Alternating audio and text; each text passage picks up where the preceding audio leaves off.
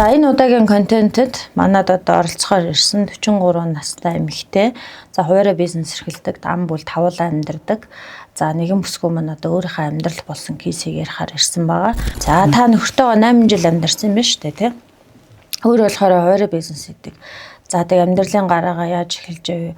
Нөхөрт хоёр нь хамт ажилдгоо тэрийгээ сайхан яриад хэлээд явчих та.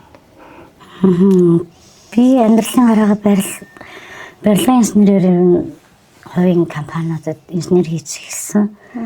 Тэгээд ерөөдөө нэг оройчлалж тэгээд жоохон туршлаа суугаад тусдаа компани байгуулж гараад ажил аваад явал арай өөр хэрэгтэй болов гэд арай амьдралд нэмэртэй болов гэд хуваараа ажил эхэлж хэлсэн л тээ.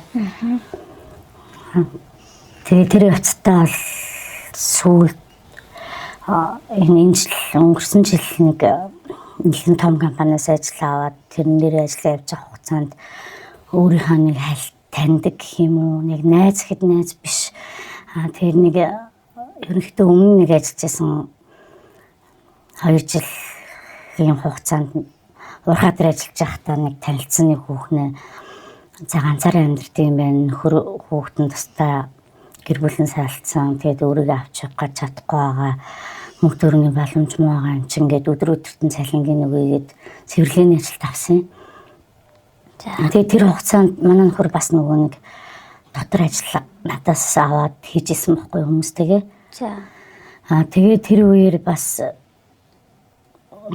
2-3 сар авсан юм аа. Тэгсэн чинь нэг тийм сонирм байдал ажиглагдаад ч гэх юм уу. Тийш нэг амар сүртэй юм эхлээд гараагүй. Дараа нь тэр ажил дуусны дараа 3 сарын дараанаас манай нөхөртлөө залгаад чат мат бичээд янз бүрийн зураг мураг явуулаад байдаг гэсэн мөхгүй. Тэгээд тэрийг би яагаад ингэж чам руу ярьж байгаа юм, яагаад зураг илгээгээд яагаад ийм сонь юм бичээд байгаа юм бэ гэдэгт манай мэдгүй надад хамаагүй л устгасан. Тэгээд бүр бологлоод тэгснээс сүүлдээ намайг бас энэ хотоос ойрхон газар юм хийж байгаа хооронд ингээ орой алхал гэртээ бэж идэн тэгэл одоо унццаа агуур гараад яваад өөрөөр ирж мэрээд нэг тийм асуудлууд гараад тэгээд тэн дээрээ ерөөсөө тайлбар нөө би найзуудтайгаа тэгээд гарсан л дээ. Тэрнээс бол аригтаар сууж гадуур төр явдггүйсэн байхгүй нөхөр 8 жил амьдрахад бол нэг ч удаа тийм асуудал гаргаж байгаагүй. Тэгээд нэг удаа тийм асуудал гарахаа бас юуны маа тэгээд нөгөө банкны шилжүүлэх хуудасуудын шалгаад тэгээд тэр буудлынхын камерын шүүлгүүлээд тухайн нөгөө шилжүүлсэн цагаар нь хөгөөд гаргаад ирсэн чинь манай одоо тэр миний тэр найз гэдэг тэр хүүхэнтэй хамт орж явж байгаа бичлэн байсан байхгүй юу.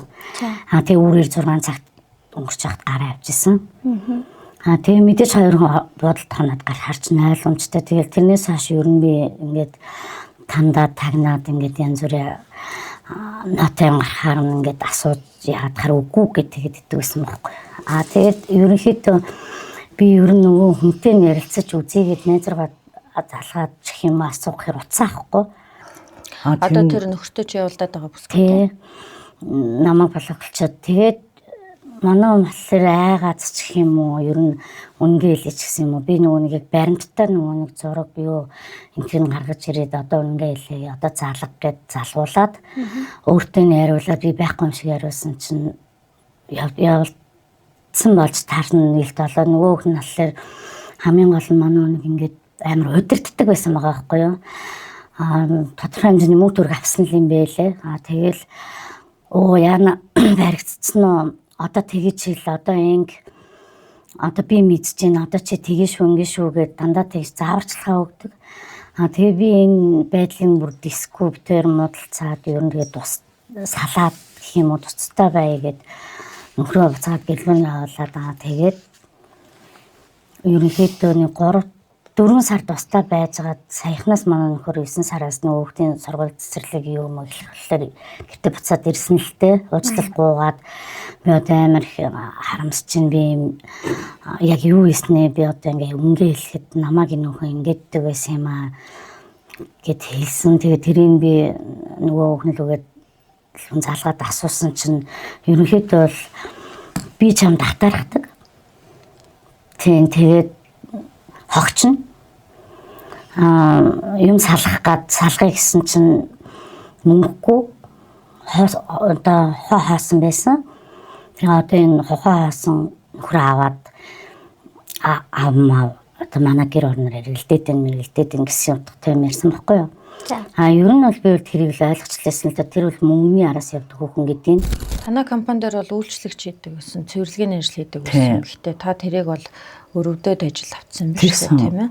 Тэгэхээр одоо ингээд танд ингээд та бол тэр хүнийг ингээд за одоо ингээд өрх толгоолсон ээж одоо нөхөр сүдрээсээ салцсан хүн бас тийм тос олъё гэдэг өөрийнхөө хажууд авсан биш өөрөө чинь нөхөртөө явуулдаад гэр бүлээ чи хүмүүлээд эцсийн дүнд ийм байр байдал үүссэн биш үү тийм. За тэгэхээр нөгөө бүсгүй маань болохоор одоо энэ гуйлгч нөхрөө аав би бол юм салах гэж танаа нөхөртөө ойрцсон. Одоо бол наад хоосон нөхөр чинь надад хэрэггүй нөхөр аав гэд. Нөхөрт хоёрын харилцаал гэр бүлийн гадуурх харилцаанаас 4 сар тустай байсан биз дээ тий. Тийм үү? Тийм. За тэгээ юу болсон? Тэгээд ерөнхий санаа нь бол яг би тэр хүн тийм гадуур тийм нөгөө хөнгөө явдалтай нэр хүнд муутай мэднэ л хамгийн гол нь би амар өрөвдөөд мэддэг ч гэсэндээ адилхан эмэгтэй хүн байж бас ядарч байгаа ингээд хэцүү байгаа. Ингээл боломжоор туслая гэд ингээд өдөр өдөрт нь тавих цалинтай ажил руу оруулаад ингээд мөнгө төгрөгөөр дэмжиж баяр ёслолоор ингээд бэлгэсэлт өгөөд ингээд өөрийнхөө найз гэж бодож айгүй гоё явдаг байсан байхгүй юу? Хэдий муу нэртэй муу явдалтай ч гэсэндээ тэгтээ хамгийн гол нь хизээч ингэж манай гэр бүл рүү орж ингэж муухай үйлдэл гаргаж ингэж санаархан гэж би огт бодоогүй. Тэгээ тэр санаагаа ч энэ надад бол айгүй гоё өөрөө илэрхийлсэн л дээ. Яагаад би тэгээд нөхрөө юучгүй хасан гарын дуудаж явуулъя гэж тэнд бол батсан байх хэрэг уусаа тэр мөнгөний араас явдаг гэдгийг мэдсэн учраас би нэгч төрөг өгөөгүй бүх хүнтэй өөрт нь байсан өөрхөө авч гисэн гэх юм уу босгосон бүх юм бүгдийг хурааж аваад ер нь л одоо нөгөө нэг стил хохоо хасан л явуулсан байхгүй юу. Одоо чи ингээд ийм байдалтай тэр бүхэнтэйгээ уулзаад гэх юм бол тэр яаж хандахыг нь чи хараа. Энэ чиний яг амьдралт чинь хоёр дахь амьдрал гэх юм уу одоо сонгосон хүн чинь мөн үү биш үү гэдгээ таниад ирээгээд явуулсан. Тэгсэн чинь их удаагүй тэгэл хөөгдөл ирсэн л дээ тэрэндээ. Тэр нэг хамт амьдарч шалээгүй юм шүү. Нөгөөх нь мөнгөг нь мэдээд бүх юм нь одоо ихнэрийнхэн гэдгийг мэдсэн юм уу яасан. Одоо яг тантай адилхан кейстэй амар олон эгчнэр байгаа. Надад хандж байгаа. Дандаа хоороо бизнес эрхэлдэг, бие даацсан эмэгтэйчүүд ингээд одоо тийм ээ. Ингээд манай нөхөр одоо ингээд гэр бүлийн гадуур харилцаа үүсгээд ажилтнтайгаа яваад байна. Эсвэл миний найзтай яваад байна. Эсвэл өөрөөсөө дүү хүнтэй бас ингээд явуулдаад байна гэд. За тийм эцсийн мөчөд одоо ингээд гэр бүлийн гадуур харилцааны маргаан болоо салахаар нөгөө нөхрүүд нь буцаад угаасаа тодорхой хэмжээний хэдэн сарын дараа хүрээд ирдэг. Би өстө буруу алдаа гаргалаа. Одоо би ингэхгүй тэхгүй гэд. Ирсэн хойно буцаад нөгөө алдаагаа давтаа яваад идэг байхгүй. Тэгээ бүх сүрөөрөө нийлцэн 92 ер нь бол салахад айгу төвхтэй. Тэгэл буцаж нийлээл хажууд байгаа хань ижлээ зовоогоод идэг. Тэг гэр бүлийн гадуур харилцаанаас авсан шарх бол эмэгтэй хүнд амар хүнд тусдаг. Итгэл үнэмшил бүх юм дээр нь айгу үгүй ижэдэж шүү дээ тийм ээ. Тэгэхээр ер нь бол ингээд тэр эмэгтэй бол танд ер нь бол амар атаархаж явдгаа гэдэг бол өөрөө хэлсэн ба шүү дээ. Тэгээд одоо нөхөр хоёрын харилцаа одоо тэгээд та хоёр маань ямар шүү вэ? Одоо яг нэг өөрөө буруу юм руу зөвлөж явчихсан гэдгийг ерөнхийдөө ойлгоод тэгээд ерний манай нөхөр жоохон тийм сол дараа хэрэгтэй хүн л дээ. Мөнгө хэлэхэд ер нь бүх юмаа би удирдах бүх юмаа зохицуулж одоо хүнд хэрэгцээтэй юу л вэ бүх юмаа өөрөө л авч өөрөө олж ажиллаа гардаж хийдэг. Манай бол ер нь бол арай алдмаж чих юм уу тэгэл яг нь бол ядтай ингээл яралтай юмд явах байрах ингээл тиймэрхүү л ажиллаа хийдэг. Хяналт манал тавих бол бүр хэцүү шттэ. Тэгээд яг мэдээж нөхрөө ингээл тим гэдгийг мэдсэрэж би мэдээж муухай явуулахгүй тулд мэдээж сайхан унаа тэрийг хүний эдэлж байгаа гой сайхан юм өхийг л хэрэглүүлэх бодно л та. Тэгээд манай найз алхахлаар тухайн үед бол ер нь бол нөхрийг амар юм гинэн тэгээд ийм сол дараа тэгсэн мөртлөө ингээд энийг ашиглаж болох юм байна гэсэн тийм л хандлагаар л нөхрийг илтгэр нь оролдож янз бүрээр нь одоо хайртай дуртайч юм уу одоо салаад надтай суумуул гэж бодсон юм шиг байлаа. Тэгээд тэрийг өөрөөч бас тэр нөгөө хамгийн сүүл ярьж байгаа яриа нь л би өстө наадах амар мөнгөтэй төрөхтэй залуу юм баг гэсэн чинь одоо ухаа хаасан гойлгоч нь лээсэн юм байлаа. Одоо тэр натаа юм. Гэтэл чи яагаад ингэж байгаа юм бэ? Одоо ингэж чамд нэр хүнд те үнц ингэж байна уу? Ядаж би чиний найз байсан штэ би чамааг ингэж яах чинь ингэдэг байсан чи яагаад надад ийм хандлага гаргаж байгаа юм бэ гэхээр би угаасаа ойлгомжтой штэ одоо надад мөнгөтэй л хүн хэрэгтэй мөнгө хэрэгтэй тэгсэн чинь наадах чи мөнгөгүй юм байлээ тэгээд одоо тэгэхээр надад хэрэггүй гэсэн тийм юм ярьж байгаа байхгүй тэгээд ерөөсөө л ийм л хандлагаар бидний ингээ олон жил амьдэрсэн хийсэн бүтээсэн бүх юм маань ингээд нураагаад за тэр нь ч дүр чамын гол надад одоо ингээд хэдийгээр буцаад нөхөртөөгөө ирлээд одоо ингээд юуч болоогүй юм шиг байгаа боловч одоо би өдөр болгон сэрэгтэй ч юм орой ундахтаа ч юм хамт байхдаа ч юм уу өргөлж надад бодогдож одоо ингээд нөгөө нэг сэтгэл зүйн айгүй их тийм дарамтанд орж байгаа байхгүй юу. Энэ л надад бол хамгийн том хохирол гэж би бодож байгаа. Тэрнээс үл тэр мөнгө төгрөг энэ тэр юм хамаагүй л дээ. Одоо надад хүн итгэл найзтай итгэл ч юм уу одоо гэр бүлтэй итгэл ерөнхийдөө бол байхгүй л. Ер нь ингээд бусдын амьдралын босгосон амьдралыг тийм ээ юу ч болоогүй юм шиг ингээд самраа тавьдаг хүүхнүүд байна шүү дээ.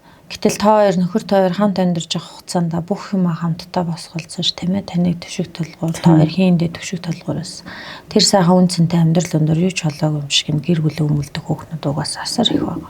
Тийм болохоор манай кейст хандсан маш олон өрх толгойлсон болон гэр бүлийн гадуур харилцан солоо хохирогч болсон ээжүүд эмэгтэйчүүд ханддаг.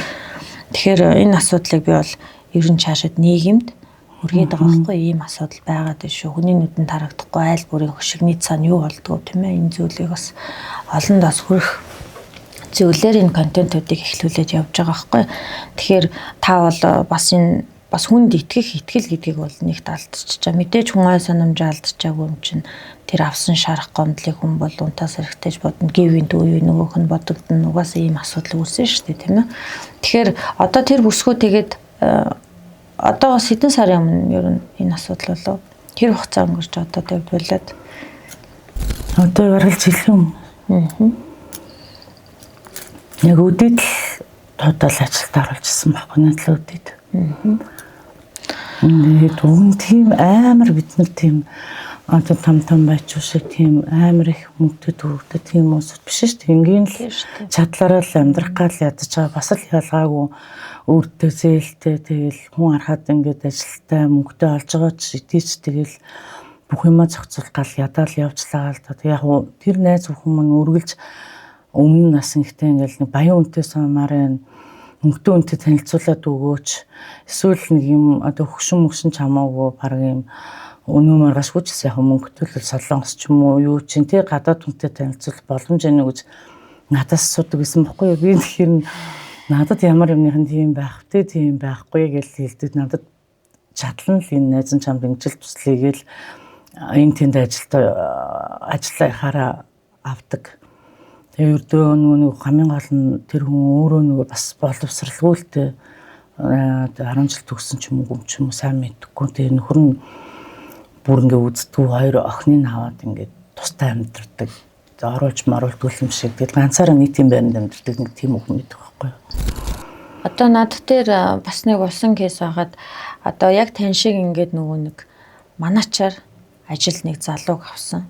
Тэгсэн чинь нөгөө манаачтайгаа одоо эхнэр нь явуулдаад тэгээд нөгөө нөхрөөсөө салангууд нөхрийнх нь байр суурь дээр нөгөө манаач нь гараад ирсэн юм бас асуудал үзс байдаг байхгүй. Тэгэхээр хүнийг өрөвдөж өөрийнхөө тоогонд ямар хүнийг оруулах уу гэдэг маш судалгаатай гэр бүлийн доктортой юу юу гэдгийг харж иж оруулах гол ер нь их аюултай байгаа. Ер нь та тэрийг ер нь тэгж ойлгосноо. Ер нь бол ганц би юм докторгүй юм гэр бүлийн докторгүй хүмүүс ер нь бол ажил аваад ер нь тийм хүмүүс чи хаанаас дийлсүүл залуучууд хаана мөнгөтэй төгрөгтэй хүн байна гэж хайгаа явж байгаа хөөхнүүд байна шүү дээ. Тийм л билээ. Тэгээд яагаад одоо тэгээ салцсан яасэсээ өгнөлийн 3 удаа л уулзч учирсан юм байл л. Тэр бүгдийн хоёлаа сүулт нь нээлчэд ярилцсан. Эхнээс нь дуустал нь яг юунаас яас гэсэн чинь өөрөө алга болцсон. Тэгээ чийцэндээ ингээд алга болоод ажил гээд яваад өгсөн. Тэгээ хоёлаа салцсан байсан. Би нэг ганц удаа ярихаар нь ойрхон явж дараа уулзч тийм үг гэсэн чи гэртээ оруулгаа. Гэртээ өөрөө ихтэй үнтэй байсан гэж байгаа байхгүй юу. Тэгэл манай нөгөө мангар ойлгосон юм шиг байгаа угаасаа. Ойлгомжтой юм байна. Би яагаад ингээд хүн болгон хэлээд тахт би ойлгоогүй юм боллоо гэд. Тэгэл тэрнээсээ болоод нөгөө үр давар амар анвата ингээл амаарлан гэж суцмцаа ханаал. Одоо нөгөө банцсандаа хийсэн үйлдэлүүд нь айгүй ихэлтэй.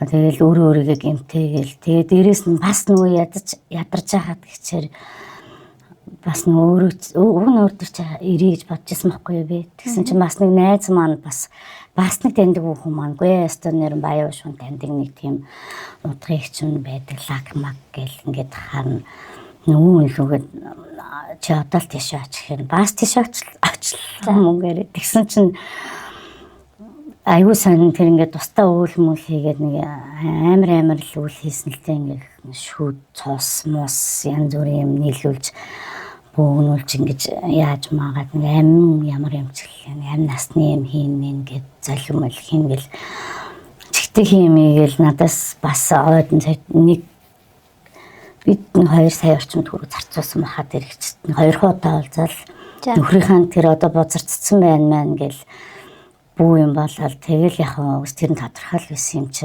тэгэл яасан чинь намайг болохоор чи гаржээ гэд гаргангуудаа манай нөхрийг болохоор бусд нь уулзнаа.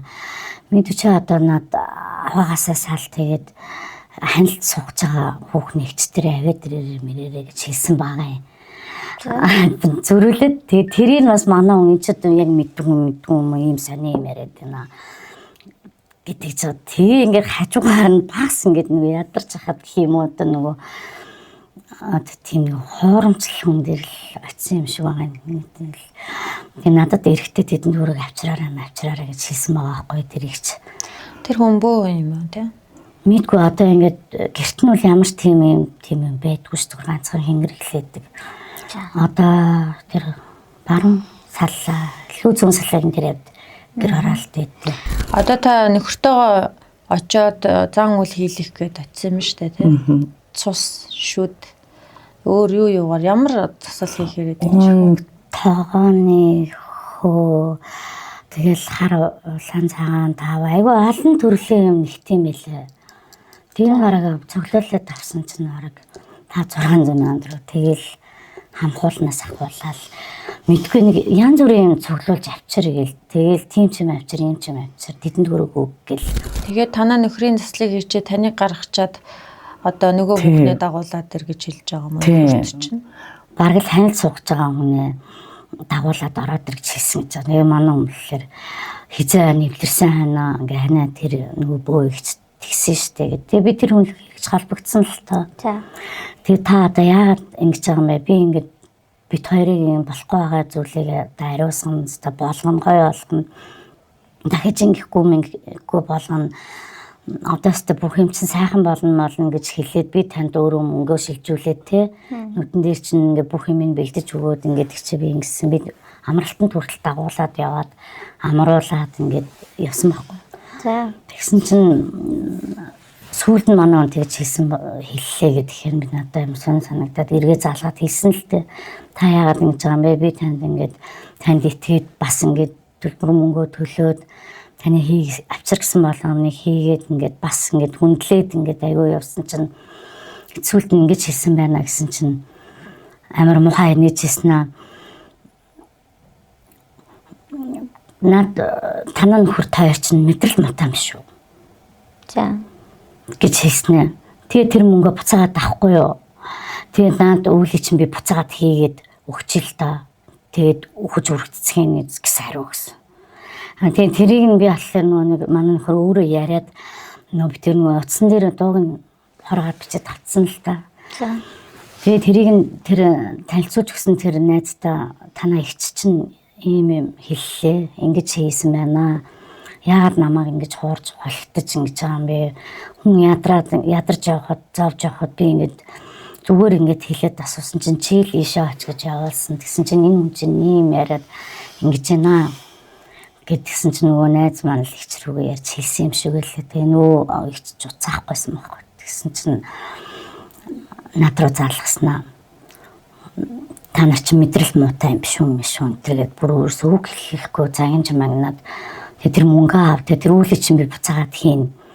Тэгээ өөхөж үргэцхийн гэсэн л харуул. Тэгээ тэрнээ өнгөл хүмүүс айгүйх очтгоо гэдэг юм л. Миний хувьд бол тэр их чинь хэлсэн юм болон бүтээгүй болоогүй.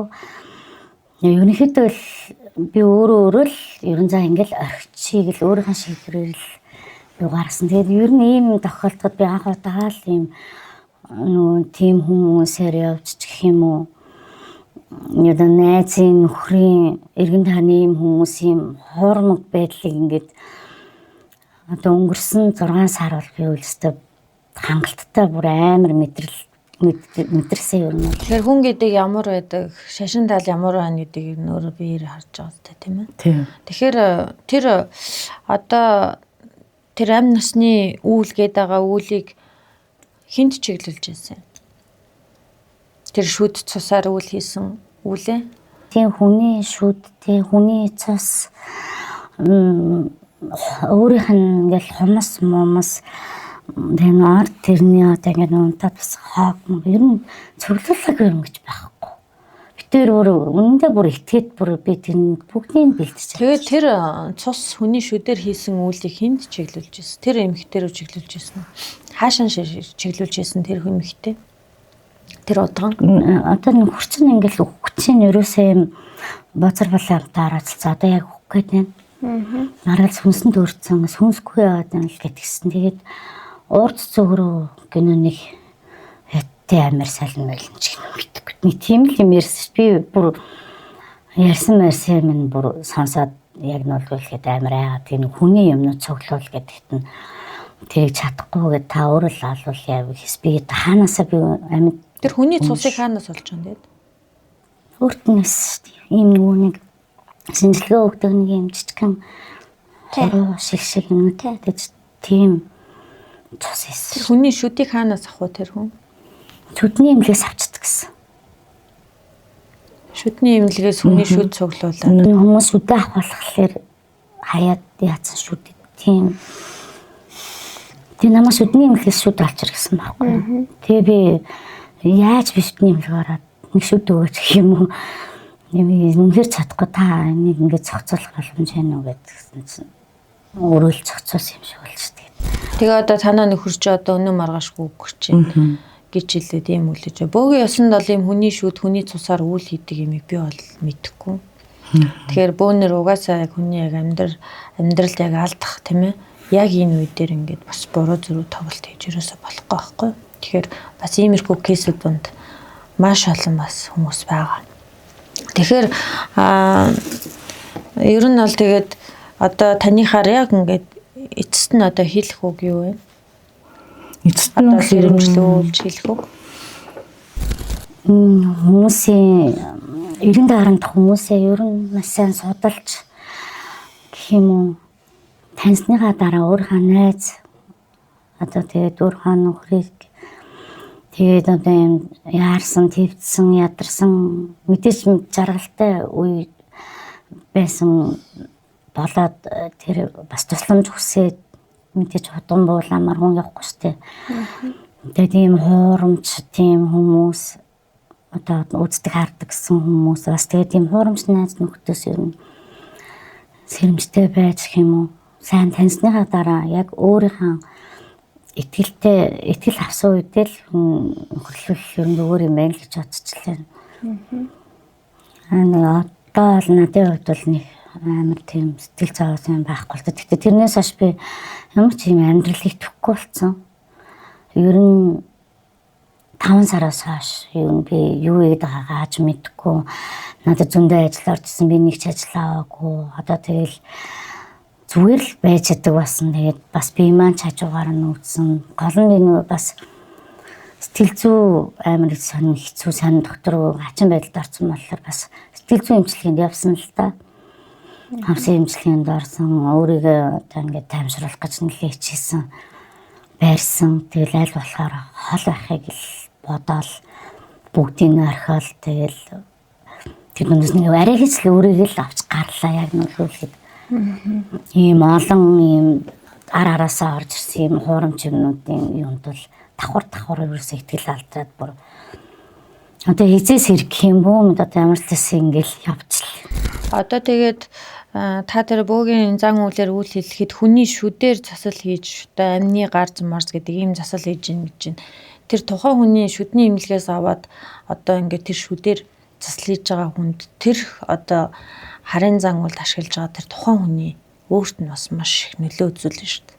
Шүдний имлгээс одоо шүд ингээ авчиж гин гэж шүү дээ. Нүү тэр шүдний эзэнд нь үү? Тэгээ шүү дээ. Тэгээ тэр хүний цус мусыг хаанаас цуглуулад хүний шүдийг хаанаас цуглуулад энэ бас айгүй асуудалтай байхгүй. Ийм хүний нэртэй нүүний харуулсал нэрээ тэмсэс шүү дээ. Нэрхтүгний нэр гэсэн баха. Тэгээд эмнэлгийн байгууллага тэгээд дотооддоо ийм тийм ээ хүний шүдийг ингээл цаашаа зан үйл хийдэг хүндээ арилжаалд юм уу өгдөг юм уу бас тэгэж болохгүй байхгүй. Цусны шинжилгээний юун дээр хүний нэртэй тийм цус байсан юм уу? Тийм. Тэдрийгээ тэгээд энэ нэг барины юм нэг сэлэнд ингээд ус хийжсэн ингээл хитэн хэрчим мах гэнүү тэрийг хийгээл тэгэл одоо манай нөхрийн үс хумс одоо энэ ордоноос харсан юм уу тэгэл нэг тооны хөө мó тэгээ нөгөө нэг сүдээ хийгээд тусаа хийгээ тэгээ тэр чинь ингээд нэг бодгонс нэг юм бохир зүйл олж бас бүх бохирл гэдэг байгаа байхгүй өөр болохоор тэгээ тэрийг голын урсгал усны юм хажууд хагалж маагалж хайн шөнөөр мөнөөр гэд. Ер нь бол тийм хүний санаанд орохоор хөл юм хэлсэн.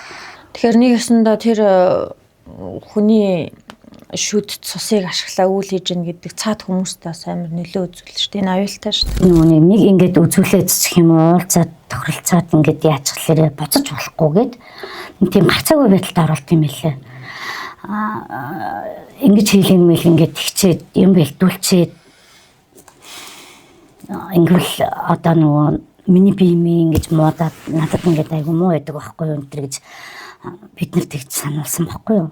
Тэгээ нэг яг ингээд нөгөө тэр үйлмэлээ хийх гээд ингээд тэр өдөр нь би бас жоос сэжиглээд үгүй энэ хүний ингээд хүмүүсийн цус шүтмөд оролцсон. Тэгээ дээрэс нь чиний юмнууд ингээд оролцоод ингээд нойтон махцахтай ингээд холиод юм руу хайн идэх чинь юу санаанд боожхгүй байна энэ болдгийм үү гэд тэгсэн чинь одоо ингээд дундаас нь ингээд хайх юм л өөртөө ч юм уу надад болохгүй хаал нүүлээ хэлэх хэвээр гэт яа тэр өөлөө хийсний дараа мэдээс нөгөө төлбөр мөнгө яалта тэг би ийм үлийг 3 саяар идэг ер нь багтаа тэгээд ийм үлийг чинь хэр баргийн хүмүүс бөөнөр хийж чаддаггүй одоо нэгэн тал ингээд шийдэд хэлэх гэж юм чи заавал хэлэх хэвээр буцах юм бол та нар ч юм уу надад ч юм уу миний би айгу мууддаг байдаг яа тэгээд тиймэрхүү юм хэлчихэнгүүт бид нар мэдээс нөгөө ааштай одоо болохгүй юм билгүү тэгэл тэгээд тэр юм уу минь хийлгүүлж яасан л та тэгээд яг чамаг тандим байна таны хүний югаар ирсэн юм байна нэг сайт өргөч гэдэг надаас бэлэн сайт өрг авчихсан байхгүй өглөн шилжүүлээд тэгээд тэр авчирч иргээс шаардсан юмнууд юуны очих болгондоо уулзаад яасан төлбөр мөлбөртэйг нийлээд үл юу нэг ярьсан төр болсон. Тэгчээд хамгийн муханд нөгөө нэг мэдээж нөхдөг амт очиод битэрийг салгаад өг гэж хүн тэгэхгүй шүү дээ. Мэдээж болохгүй зүйл байна. Энийг би уучлж дисч гарч чадна. Энэ болохгүй зүйлийг холдуулаад өгөөч гэдэг юм уу тийм ингээд ямар нэгэн сайн сайхан зүйл хийгээд өгөөч гэж би угнаах тэр хүнд итгэж очсон шүү дээ. Би тэр хоёулаа тэгж утсан байхгүй. Тэгсэн чинь намайг гарчаа гэд гарангуудаа өө чи наваагаас асаасаал тэгээ одоо ханилд сууж байгаа хүний авчир гэсэн гэж манай нөхд ямар ч тийм санаа байгаагүй өөрөө ч бүр гайхаад гарч ирсэн гэдгснээр дараа нь намайг бас салаач юмнаас одоо сал өөр мөнгөдөн чам тарагдаад байна баг л гэсэн юм утгатай юм ярьсан байхгүй юу. Тэр удган хүн үү? Тийм тэгээ би гайхаад та өөрөө хүнийг салах салгах ингээд юм уу юм хийдүүгс таах надад хэлжсэн шүү дээ. Яагаад дараа нь биднийг ингээд чийц сал гэд бараг л би та салгаад өгсөн гэсэн манай үний эхнэрээс чинь салгаад өг юм уу. Тэгээд тэр суугч байгаа хүүхнээ дагуулад гэж хэлсэн гэдэг ч байгаа байхгүй. Тэгээд энэ надад бүр санагдаад үүний хоромжлол. Одоо тэгээд хүний цустай өөрийнхөө нөхрийн ус хумсыг холиод зан үйл хийлгцэн байгаа тэр эр хүн талдаа бас аюу асуудалтай хэцүү штэ. Яаж ч идсэн. Ямар ч харав хоноор бодсон. Хүний шүд мөдийг тэгээл эмнэлгийн байгууллагын ч гэсэн хүний гар дээр дамжуулаад хүний шинжилгээ өгөх гээд очисон цусыг хүний гар дээр хувийн хүн рүү шилжүүлээд иж болдгоо байхгүй. Тэгээл нөгөө хийлгэж байгаа хүмүүстэй ч асуудалтай, нөгөө хүний эргэтэн цуглуулад үйл хийж байгаа хүндээ ч асуудалтай байхгүй. Тэгэхээр бөөгийн ёсонд ийм зүйл бол байх боломжгүй. Тэгэхээр таалал талаасаа гэр бүлийн гадуур харилцаанд өртсөн нөгөө тал дээр одоо гэр бүлийн гадуур харилцаанаас яаж гарах вэ гэд явж байхад нь танаа найз чинь нэг бөө хүнтэй холбоол тэгээд ийм асуудалд бас өртсөн юм шүү дээ тий. Тэгээ ер нь тэр үлээ хийснээс хойш одоо маань нэг удаа зүгээр махаж сууж ирсэн нь нэг жоохон модалцал гэсэн чинь одоо хөхөд үеийг л суцсан анал бүр цоснож болоод гимпларч ингээд хоёр ингээд зүссэн нөгөөс амар цус гараад тэгээд ойдол тавиулаад бас ингээд сар орчин ингээд явсан. Тэрний дараа нь бас юунаас ч хэлээ нэг жоохон нөгөө биас дискуны жоохон уурлаад нэгдүү гэлцэн чинь бас өгчээ барьчээ гээд ингээд нөгөө бас л ингээд хутан мотгороо дайраад ингээд салаа малаа өсөд бас зөндөө ойдол тавиулаад өмнө тийм зүйл гаргаж ирсэн үйлдэл. үгүй бүр нэг ч удаа манай нөхөр тэгж байгаа. Тэгээд тэр одоо бөөдөр зан үйл хийлгээл ер нь бол юм цус өөрийнхөө цусыг үзэл ихсэн биш. 2 удаа тэгж цус үзээд тэгээд ерөөсө гэр бүлээрээ өгчигээд бүр намайг аална хүүхдүүдэд аална гэд нөө би ч том банд маань босч ирж ава бэл таяалан гэлээгээд нөгөө цагтаа магтаа ирж тэгжээж нөгөө бит хоёр нөгөө гэр бүлийн хүчирхээлгээд тустай амьдсан байхгүй. Ерөнхийдөө нөгөө цагтаад би мэдүүлээ гадуур харилцаанаас нь болоод битэр маргалдаад тэг мэдээ цагтаад би бүү удам дээр авсан чи юм хийгээд гэж ярихгүй шүү дээ. Тэгээ тэрнээс одоо ингэж банцсандаа ч юм одоо маань хөр ийм үйлдэл гаргаад байна. Одоо ерөнхийдөө л ер нь гарын өвхөж таарах юм шиг байна бүүнөрөө гэд тэгээд битэр салаад тустай амьдч гисэн байхгүй. Тэгээд саяхан бас 3 хоногийн өмнө зүгээр ажиллаа хийгээл битэр явжсэн. Тэгээ бас нөгөө би зүгээр хаа нөгөө нэг өдөөд бас нөгөө хүүхэн шохны найраад за чи тэгдэг шүү гэдэг шүү гэд хэлсэн чинь манай нөхөр уурлаад чи тэр нэг муухай амиг ярьлаа дахин ярьлаа гэд зүгээр ингээд нэг компьютер хандлагцны ганц цогсон чинь гарынхны юу ингээд хоёроос нэг хугарцсан. Ингээд хугарцсан ч гэж мэддэгтэйгөө тэгэл хоноол өглөө нь хавтаад уржиг тэрхтэргийн талаарсан чинь ясна хугарцсан гэд бас гипстүүлээд тэгээ ер нь тэрнээс хойш айгүй их бэртэж гимтэж байгаа. Ер нь тэгээ штэ хүний цустай нөхрийнхөө ус хумсыг холиод ийм харын зан үйл хийлгээд яа. Тийм бас миний үсмэс хүртэл арсан байхгүй юу. Намайг бас үсний сэмийг юм хийгээд. Тэгсэн чинь би яг одоо байгаагасаа бараг хэд дахин одоо таран гэх юм уу маглаг байсан 100 илмэл орчим. Тэгээ тэр юунаас хойш 20 идэл хасаад нар улцрахаа өвдөд би өвдөд юу өвдөд байгаа мэдгүй сараа сүүл шинжилгээ өгнөр улцрахаа гэдсэн. Тэгээд одоо 20 гаруй ил туураад одоо таарч хувцаалтгүй бас чи яг нэг бодлого турцлаа л гэж бодож байгаа болохоос харсан хүн болон амар царай алдаад амар муухай болцсон байна гэдэг. Энэ би удаа болохоор ажиллаж чадсан. Ер нь бол ийм ойрын тогоондоо тийм ээ. Одоо ийм хүмүүсийг хамаагүй таньж мдээгүй нь оруулжлахгүй юм байна гэдгийг ойлгочлаа.